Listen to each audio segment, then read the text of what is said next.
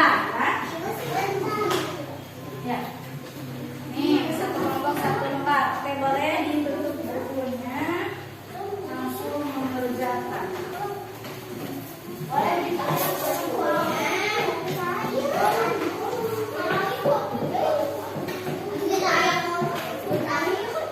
Nah, ini kan yang tinggal pakai semuanya. Lihat dulu, perhatikan ke depan. Ibu membagikan satu lembar HPS untuk satu kelompok. Nanti tugas kalian bareng-bareng ya untuk membuat diagram, daftar diagram ya, data dari teman-teman kalian. Boleh diagram apa aja? Boleh dari makanan, boleh dari mainan, boleh dari hewan, bebas.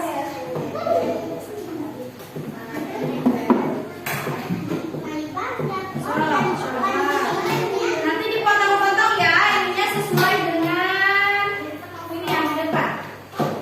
Sesuai dengan data teman kalian. Nanti potong-potong.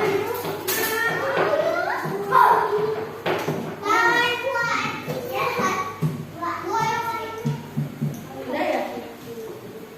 Sekarang tugas kalian ini siapa? Tentukan yang mau nulisnya.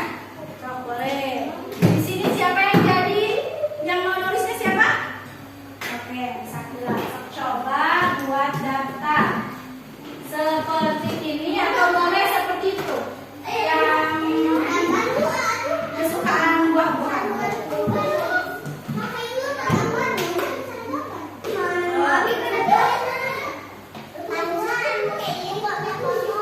Iya, dipotong-potong. Jadi kalau misalkan untuk gambar buah-buahan, misalkan warnanya warna biru atau somai warna hitam,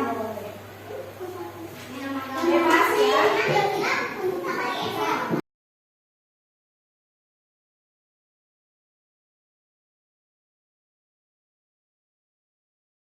Bismillahirrahmanirrahim. Assalamualaikum warahmatullahi wabarakatuh. Waalaikumsalam warahmatullahi wabarakatuh. Oke, Bu Heni, bagaimana kabarnya hari ini? Alhamdulillah saya baik. Oh, alhamdulillah. Oke, Bu Heni, terima kasih sudah bersedia untuk mengikuti pada siang hari ini. Dan kita ini bisa mendapatkan hasil yang terbaik yang kita harapkan. Nah, Bu Heni, kira-kira nih apa yang menjadi harapan atau tujuan Bu Heni atau yang ingin Ibu dapatkan dari percakapan kita hari ini? Bismillahirrahmanirrahim. Tujuan dari percakapan ini saya ingin menemukan solusi dari masalah saya Pak ketika proses belajar mengajar di kelas. Kira-kira nih kalau diskalakan 1 sampai 10 ada di angka berapa proses pembelajaran Ibu ya?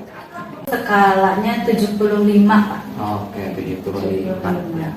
Nah, kemarin kan kita sudah melaksanakan pembelajaran di kelas, saya juga Iya. mengobservasi secara langsung Ibu itu. Iya. Nah, kira-kira nih kemarin itu yang sudah berjalan dengan baik menurut Ibu apa di kelas? Yang sudah berjalan dengan baik ketika kemarin pembelajaran itu anak-anak lebih banyak responnya Pak.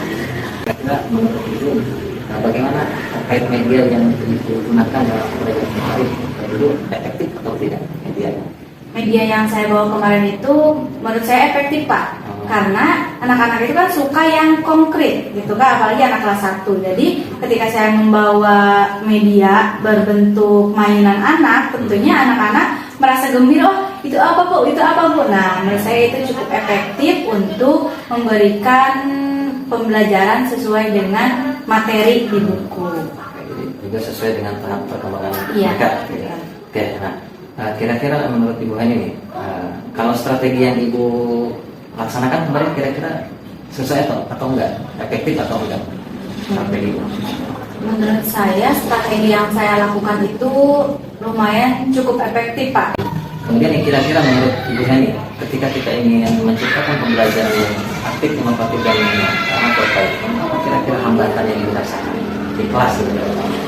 Ada beberapa siswa Pak beberapa siswa yang mungkin kurang paham dari apa yang saya sampaikan ketika proses pembelajaran, atau ada beberapa anak yang kurang merespon dari proses pembelajaran tersebut. Gitu. Mungkin ada 5 dari 21 orang, itu ada 5 orang. Jadi permasalahan yang dihadapi, satu ada anak yang agak lambat gitu ya, Iya. secara mental, kemudian yang kedua kemudian yang responnya kurang baik gitu ya, Iya. tidak responsif Iya, betul. pembelajaran yang Ibu laksanakan. Nah, kira-kira nih dari dua permasalahan tadi, menurut Ibu apa solusi untuk menghadapi anak yang seperti itu? Satu yang agak lambat nih, Iya. kemudian yang kedua memang tidak respon ya, Bu. Kira-kira gimana? Saya akan mencoba untuk melakukan proses belajar berdiferensiasi, Pak. Itu, iya, saya akan mencobanya dulu. Oke, jadi untuk menghadapi hambatan yang dua tadi, Ibu akan mencoba pembelajaran berdiferensiasi. Iya. Oke. Jadi sejauh ini menurut Ibu apa itu pembelajaran berdiferensiasi itu? Proses belajar mengajar, pendidik lebih mengedepankan kebutuhan setiap individu di kelas. Terus ada 3 aspek itu yang saya baca ya Pak, yang sudah saya baca ada 3 aspek. Yang pertama, kesiapan belajar siswa, kita harus melihat apakah si anak ini sudah siap dalam proses belajarnya. Jadi pembelajaran itu ada yang sudah tahu, ada yang belum. Tuh. Yang kedua, ada aspek yang harus dipenuhi dalam proses berdiferensiasi itu mengenai minat belajar. Gitu kan, ada siswa yang menyukai bahasa Indonesia, ada yang matematika dan sebagainya. Aspek ketiga mengenai proses belajar berdiferensiasi itu mengenai profil individu. Jadi yang saya pahami mengenai proses belajar berdiferensiasi itu proses belajar yang lebih mengoptimalkan memenuhi kebutuhan siswa melalui 3 aspek, melalui aspek profil belajar siswa, kesiapan belajar, dan minat belajar siswa. Sangat luar biasa sekali penjelasannya. Jadi ternyata salah satu solusi atau yang akan dilakukan untuk menciptakan pembelajaran yang menyenangkan itu adalah pembelajaran berdiferensiasi, dan tadi sangat lugas sekali penjelasannya, luar biasa. Nah, selain ingin melaksanakan pembelajaran yang berdiferensiasi di kelas, apalagi kira-kira cara yang menurut Ibu efektif supaya pembelajaran itu menyenangkan di kelas? Mungkin saya akan mencoba melakukan metode inquiry. Iya. Karena metode inquiry ini kan lebih ke diskusi ya Pak. Karena kalau misalkan nggak ada diskusi bareng siswa, mungkin pembelajaran akan monoton. Kebanyakan anak juga pasti ngantuk. Nah, kalau dengan pembelajar metode inquiry ini, saya memaksimalkan gimana caranya supaya anak bisa terstimulus untuk bertanya, dan pembelajaran itu lebih ke diskusi, dan yang saya harapkan pasti menyenangkan. Oke, jadi Ibu ingin melaksanakan satu pembelajaran yang berdiferensiasi, yang kedua ingin menerapkan strategi inquiry gitu ya, kelas. Nah, kira-kira nih untuk mewujudkan dua strategi ini, dua rencana ini, apa yang Ibu bisa lakukan gitu? Mungkin kan Ibu perlu memahami dulu konsepnya sebelum Ibu mengimplementasikannya di kelas. Ya, benar Pak. Saya untuk memahami kedua strategi itu, ya tentunya harus mencari informasi, bisa melalui yang saya punya internet Pak. Tuh, bisa melalui kanal YouTube, terus bisa juga melalui jurnal-jurnal gitu, karena itu lebih efisien menurut saya. Kalau buku kan harus ke perpustakaan, itu bisa betul, bisa menyita waktu gitu.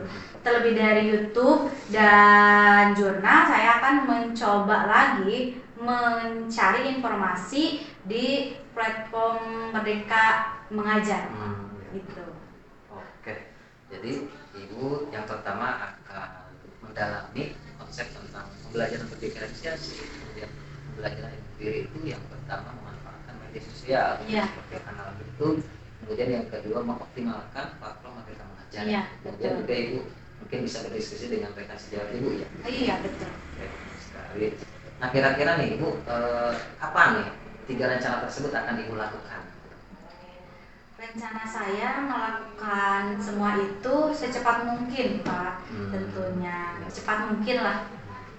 Jadi Ibu memanfaatkan terutama waktu luang gitu ya? Iya. Oke, untuk bisa mengakses atau belajar dari media sosial yang terutama. Kemudian nih kira-kira nih dukungan apa yang paling Ibu butuhkan untuk bisa merealisasikan rencana ini? Oke.